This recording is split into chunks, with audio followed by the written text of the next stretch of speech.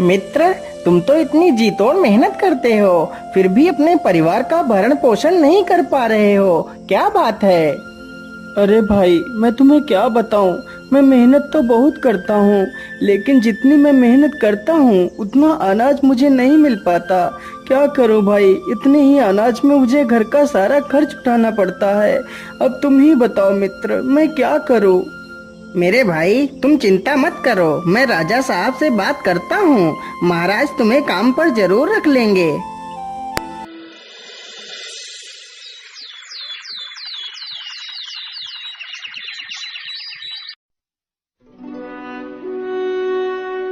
अगले ही दिन पन्ना लाल राजा से बात करता है। महाराज, वह बहुत ही ईमानदार है। वह हमारे साथ मिलकर इस बगीचे को और भी हरा भरा बना देगा। ठीक है पन्नालाल, तुम कल ही अपने मित्र को अपने साथ लेकर आना। अगले ही दिन पन्नालाल हीरालाल को भी अपने साथ ले जाता है।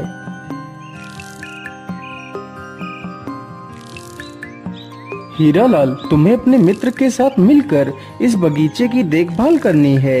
यदि तुम यहाँ पर ईमानदारी से काम करोगे तो जल्दी ही तुम्हारी पगार बढ़ा दी जाएगी। मैं तुम्हें हर महीने 40 सोने की मोहरें दूंगा। ठीक है महाराज, मैं पूरी ईमानदारी से आपका काम करूंगा।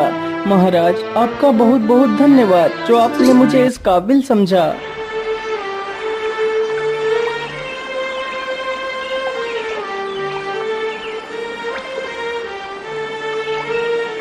अगले ही दिन से हीरालाल अपने मित्र पन्नालाल के साथ काम करने लगता है। इसी प्रकार कई दिन गुजर जाते हैं।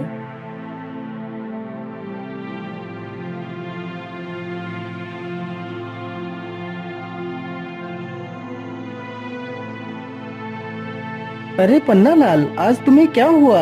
क्या आज तुम राजमहल नहीं जाओगे? अरे भाई, मैं तुम्हें क्या बताऊं, आज तुम अकेले ही चले जाओ। आज मेरी तबीयत कुछ ठीक नहीं लग रही है। महाराज को कह देना कि मैं आज नहीं आ सकता। हीरालाल अकेले ही जाता है और बगीचे में काम करने लगता है।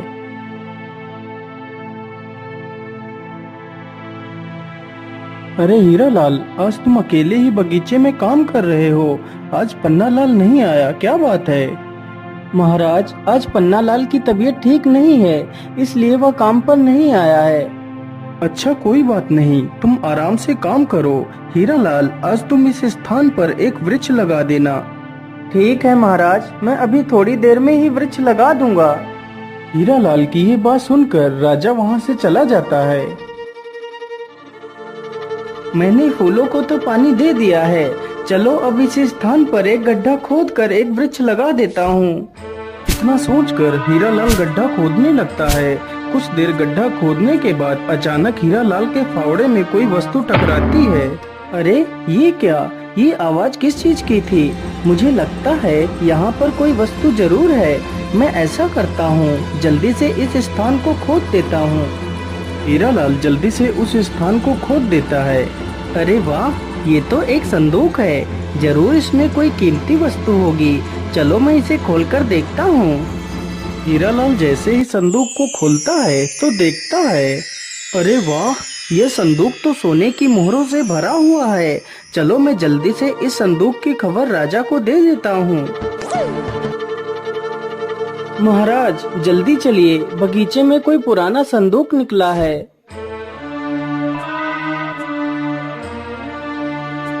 अरे वाह हीरालाल, यह संदूक तो मेरे पुरखों का है। इस संदूक को तो मैं कितने वर्षों से ढूंढ रहा था, लेकिन मुझे यह संदूक नहीं मिला और आज तुमने इस संदूक को ढूंढ लिया। मैं तुमसे बहुत प्रसन्न हुआ। आज तुमने अपनी ईमानदारी का खरा सबूत दिया है हीरालाल, इसलिए मैं तुम्हें कुछ इनाम देना चाहता हूँ। मांगो हीरालाल, तुम्हें क्या इनाम चाहिए? महाराज, ईश्वर की कृपा से मुझे और मेरे परिवार को 2 वक्त का खाना तो मिल ही जाता है। मैं जितना भी कमाता हूँ उतने में ही खुश हूँ। और महाराज, यह खजाना तो आपके पूर्वजों का ही था, इसलिए इस खजाने पर तो सिर्फ आपका ही अधिकार है। अरे वाह हीरालाल, तुम तो वास्तव में एक महान इंसान हो, जिसे दुनिया की मोह माया से कोई वास्ता नहीं। मैं तुमसे बहुत प्रभावित हुआ हीरालाल। आज मैं तुम्हें अपना मंत्री घोषित करता हूँ।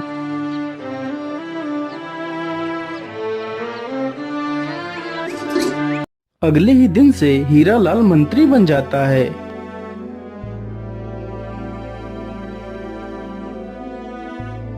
अरे सैनिक भाई, आज मेरा मित्र हीरालाल काम पर नहीं आया, क्या बात है? अरे पन्नालाल भाई, अब हीरालाल माली नहीं रहा, अब वह इस राज्य का मंत्री बन गया है। महाराज ने हीरालाल को मंत्री बना दिया है। क्या मेरा मित्र मंत्री बन गया है? अरे वाह, इससे ज्यादा खुशी की बात मेरे लिए और क्या हो सकती है। सैनिक भाई, मैं अभी अपने मित्र से मिलकर आता हूँ। अरे नहीं पन्नालाल, तुम अंदर नहीं जा सकते, चुपचाप जाकर अपना काम करो, तुम्हें अंदर जाने की कोई आवश्यकता नहीं है। लेकिन सैनिक भाई, वो तो मेरा मित्र है, तो मैं आखिर अपने मित्र से क्यों नहीं मिल सकता? पन्नालाल के बार बार बोलने पर भी सैनिक पन्नालाल को अंदर नहीं जाने देते। यह देखकर पन्नालाल बड़ा दुखी हो जाता है और वहां से वापस बगीचे में चला जाता है, लेकिन उसका मन हीरालाल के बिना नहीं लग रहा था। सैनिकों, जाओ और मंत्री जी को उनके घर छोड़ कर आओ। राजा का आदेश होते ही सैनिक हीरालाल को रथ पर बिठा लेते हैं। तभी उसका मित्र पन्नालाल आ जाता है। अरे भाई, तुम तो मंत्री बन गए हो, तुम्हें मंत्री बनने पर मेरी तरफ से ढेर सारी शुभकामनाएं। मित्र, यदि तुम बुरा ना मानो तो मैं भी तुम्हारे साथ ही चलना चाहता हूँ।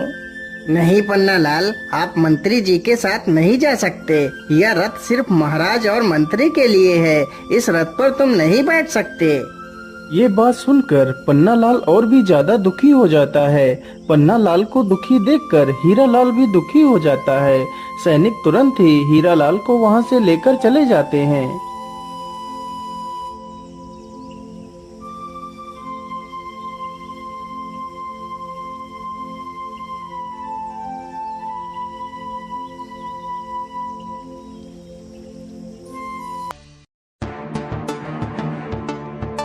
अरे ये क्या, ये वृक्ष अचानक से सूखने कैसे लगा?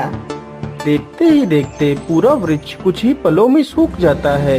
ये देखकर पन्नालाल काफी ज्यादा परेशान हो जाता है। अरे ये क्या, ये तो सारा पेड़ सूख गया। महाराज को तो यह बगीचा अत्यंत प्रिय है, यदि बगीचे में कुछ हो गया तो महाराज मुझे नौकरी से भी निकाल देंगे। मुझे जल्दी से चलकर महाराज को सारी बात बता देनी चाहिए। पन्नालाल तुरंत ही राजा के पास जाता है और सारी कहानी सुना देता है। लेकिन पन्नालाल, आखिर अचानक से पेड़ कुछ ही पलों में कैसे सूख सकता है? इसका क्या कारण है? महाराज, ऐसा होना संभव है, यदि बगीचे के ऊपर से कोई पर वाला सर्प निकल जाए तो उस स्थान की सारी हरियाली धीरे धीरे नष्ट हो जाती है। लेकिन मंत्री जी, क्या इस रोग को रोकने का कोई उपाय नहीं है? महाराज, इसका उपाय तो है, लेकिन उपाय बड़ा कठिन है। मेरे साथ भी एक बार ऐसा हुआ था महाराज, मेरी फसल भी लगभग सारी नष्ट हो गई थी। तब मैंने एक साधु से इसका उपाय पूछा था। महाराज, काली कंजा वन में एक जादुई बोलने वाला पेड़ है, यदि उसकी पत्तियां मिल जाएं तो उन पत्तियों का रस पानी में मिलाकर पौधों पर डालने से हमारा बगीचा पहले की तरह हरा भरा हो जाएगा। तो फिर ठीक है पन्नालाल, तुम जाओ और उस पेड़ की पत्तियां लेकर आओ। क्षमा कीजिए महाराज, लेकिन उस पेड़ से पत्तियां लाना सबके बस की बात नहीं है। वह वृक्ष पहले पहेलियां पूछता है, फिर अपनी पत्तियां देता है।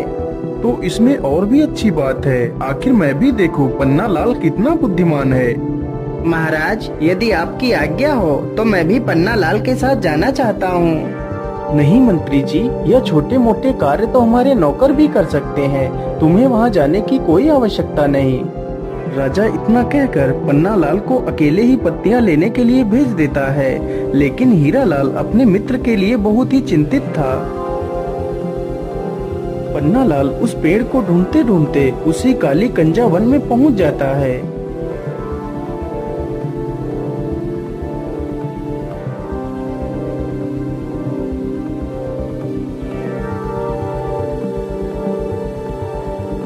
क्या करूं, कैसे पता करूं, आखिर वह जादुई पेड़ कौन सा है? मैं ऐसा करता हूं, इसी स्थान पर जोर जोर से आवाज लगाता हूं। यदि यहाँ पर कोई जादुई पेड़ होगा तो वह जरूर बोलेगा। हे जादुई पेड़, तुम कहाँ हो? मुझे आपकी पत्तियों की आवश्यकता है, कृपा कर मेरी मदद कीजिए। हाँ हाँ इंसान, क्यों नहीं, मैं तुम्हें अपनी पत्तियां दे सकता हूँ। यदि तुम मेरी 3 पहेलियों के सही जवाब दोगे तो मैं तुम्हें अपनी पत्तियां दे सकता हूँ। लेकिन याद रहे, यदि तुमने मेरी पहेलियों के गलत जवाब दिए तो मैं तुम्हें हमेशा के लिए बंदी बना लूंगा। ठीक ठीक ठीक है वृक्ष देवता, आप अपनी पहेली पूछ सकते हैं। तो फिर बताओ मेरी पहली पहेली, ऐसा क्या है जिसे हम देख तो सकते हैं लेकिन छू नहीं सकते? पन्ना लाल पहेली सुनकर डर जाता है क्योंकि उसे उस पहेली का जवाब नहीं पता था। मुझे लगता है तुम्हें मेरी पहेली का जवाब नहीं पता है। चलो मेरी दूसरी पहेली सुनो। मैं अलबेला कारीगर, काटू काली घास, राजा रंक सिपाही, सिर झुकाते मेरे पास। तथा मेरी तीसरी पहेली, खुशबू है पर फूल नहीं, जलती है पर जलन नहीं। लेकिन वृक्ष देवता, मुझे तो इन तीनों पहेलियों का जवाब नहीं पता है। अरे इंसान, तुमने तो मेरी एक भी पहेली का जवाब नहीं दिया, इसलिए मैं तुम्हें पत्तियां नहीं दे सकता और वादे के अनुसार तुम्हें बंदी बनाना पड़ेगा। इतना कहकर वृक्ष पन्ना लाल को बंदी बना लेता है। उधर पन्ना लाल का मित्र हीरा लाल पन्ना लाल से मिलने के लिए तरकीबें सोच रहा था। महाराज, आज मेरा स्वास्थ्य कुछ ठीक नहीं लग रहा, इसलिए आज मैं आराम करना चाहता हूँ महाराज। ठीक है मंत्री जी, आप जाकर आराम कर लीजिए। मंत्री चुपचाप महल के पीछे के दरवाजे से निकल जाता है।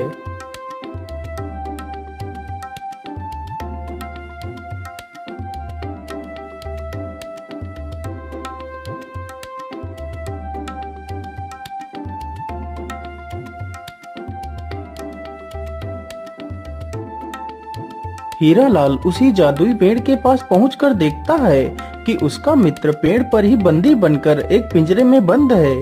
हे वृक्ष देव, आप मेरे मित्र को छोड़ दीजिए। हाँ हाँ, क्यों नहीं, मैं तुम्हारे मित्र को जरूर छोड़ दूंगा और तुम्हें अपनी पत्तियां भी दूंगा यदि तुम मेरे 3 पहेलियों का सही जवाब दे दो। ठीक है वृक्ष देव, आप अपनी पहेलियां पूछ सकते हैं।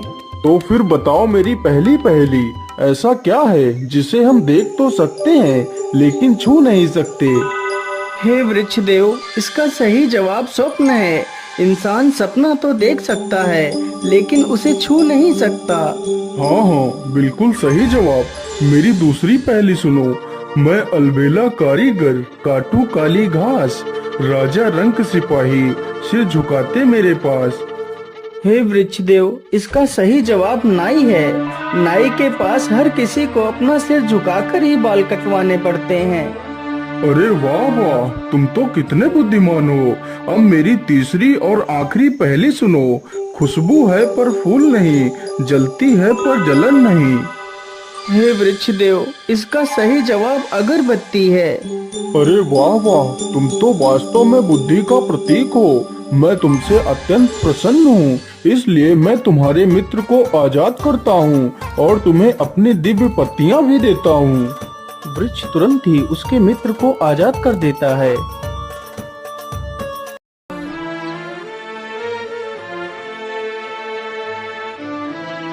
हीरा लाल अपने मित्र पन्ना लाल को अपने गले से लगा लेता है। मेरे मित्र, मैं मंत्री बनकर तुमसे कितना दूर हो गया।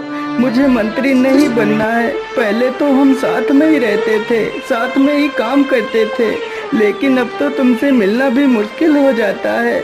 मैं आज ही महाराज को बोल दूंगा कि मुझे मंत्री नहीं बनना है, मैं माली बनकर ही खुश हूँ।